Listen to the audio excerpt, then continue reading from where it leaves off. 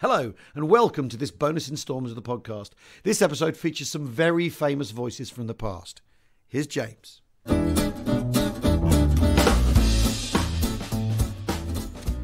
Well, we're back at the Chalk Valley History Festival on another gorgeous day, and I'm sitting opposite my great buddy Chaz Mena, who is an actor and producer and poet from the United States of America. All the way across the herring pond, Chaz. Yes, indeed. And one of the fascinating conversations we had last autumn was about accents and the American accent and how it developed. And you're doing a bit of a skit here on that at the Chalk Valley History Festival. Gladly. But Ed Murrow. I mean, that voice. Okay, so for those who don't know, Ed Murrow was the kind of the voice of U.S. broadcasting in World War II. Yes, and it had this very distinct kind of very inverted and very authoritative speech. He was out from Washington State.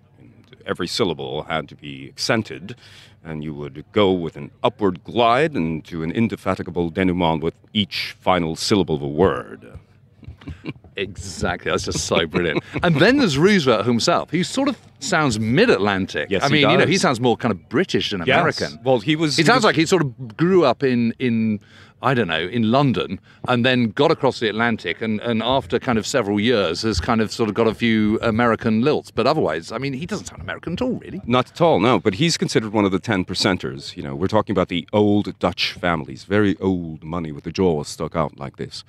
So he's a very aristocratic background. He's very aristocratic, but what's very interesting about these 10%ers, as it were, they were at the spear's point of the reform movement, the progressives.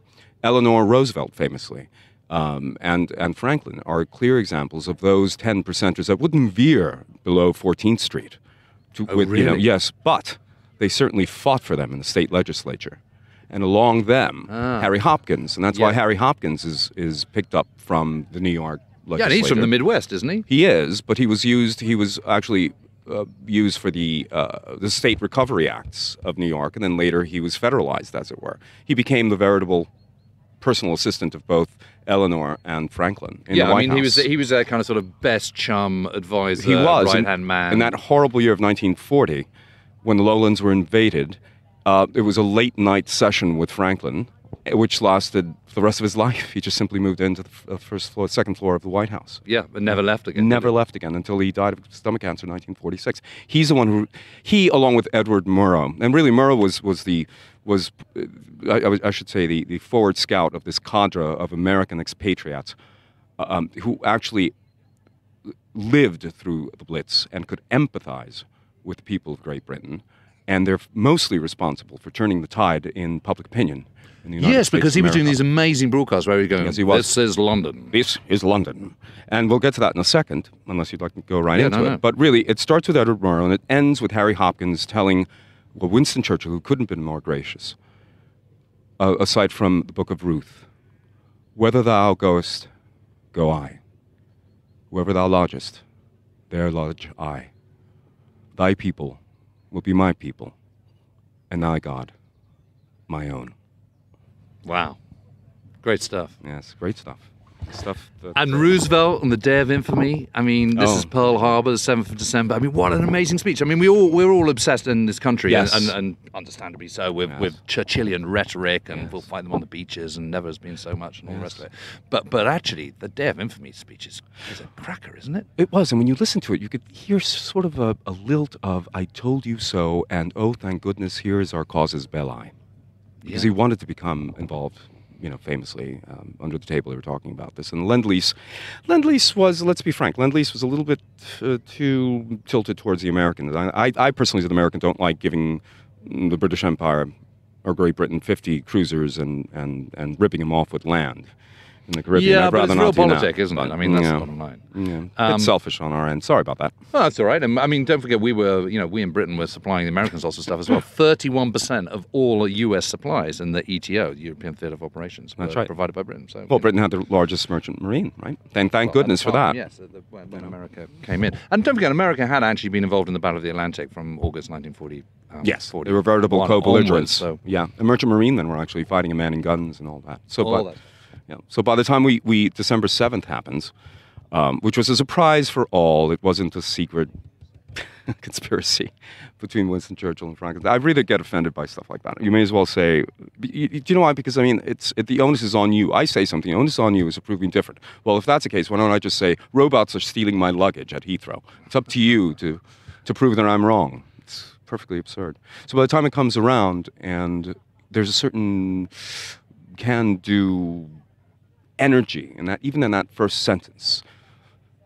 December 7th, 1941, a date which will live in infamy. The United States of America was attacked willfully and deliberately by naval forces of Japan. Oh my goodness, you hear that and it's just, I told you so. You should have listened to me in 1940, but I couldn't tell you because I had to win the election. As Chaz knows, that basically every time I see you, Chaz, I go, oh, can you do the Day of Infamy speech? Go on, just do your Roosevelt. I absolutely love it. It's absolutely brilliant. So Ed Murrow, I mean, so what? Because it seems to me it's so distinct, you know. And Eric Sevareid is the same. You know, they just have this voice that's got authority, but no one seems to. It's like old-fashioned American broadcast. Yes, it was, and no one talks like that anymore. Nobody talks about it anymore. I mean, there's a couple of things. no one talks like it anymore. Yes, and the reason being is that, of course, they were pioneers in radio, and a lot of these journalists were frustrated novelists. God, I should know. I'm one too. But they had these incredible descriptive abilities. For instance, in the middle of a blitz, in front of a shelter by St. Paul, you have Edward R. Murrow saying, and a bus, one of those red buses are going by, the double-deckers, with only the lights in the top floor. And it gives one the impression of a ship passing at night with light filtering out from the portholes. That's just fabulous. You know, it's that type of descriptive ability that radio gives us. And then in the age of television, it's all, you know, pretty faces, and which is why I don't have a career in TV. But I having a pretty face. I suppose my point is that accents change, don't they? I mean, you know, the British accent in the Second World War is terribly clipped. Yes. It's all... Well, it comes, and sort of... And then I opened fire on the Messerschmitt, and I saw my tracer arc across the sky, and it went into his fuselage, and then he was downed. That's right.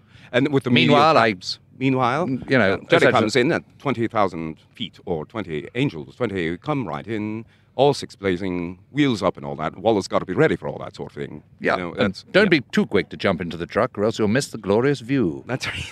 That's right. And now, of course, if you're posh, you talk much more languidly, and you sort of go, oh, it's, you know, I was so upset to see the Messerschmitt. You know, it's just totally different. Right. You know, it's just changed so much in 75 years. It has, and that's because media has changed. Because before then, of course, we had lecture halls. Right. And in order to be heard in lecture halls, you had to tap. You had to say medial. Verily, verily, verily, I say to you. If you say verily, verily, verily, it's very inverted. You're going and to I suppose the quality of radio, the audio sound isn't so good. No, it wasn't. So there is a necessity to and not only that, to make sure that every consonant is heard. And throw on top of that, what you've got is these early microphones that only pick up the top decibels. Right. In the person's voice. So what you're hearing is the top third of a person's voice, which is why when you're doing these imitations of what have you, you have to actually imitate or personify what was happening technologically via these microphones. That now, of course, you know, if you can pick up a grunt, you could pick up a bowel movement. I'm sorry to bring that image up, but do you know what I mean? Somatic sounds actually come up in the microphones that we have because they're absolutely so spun on. It's like having somebody right up against your face.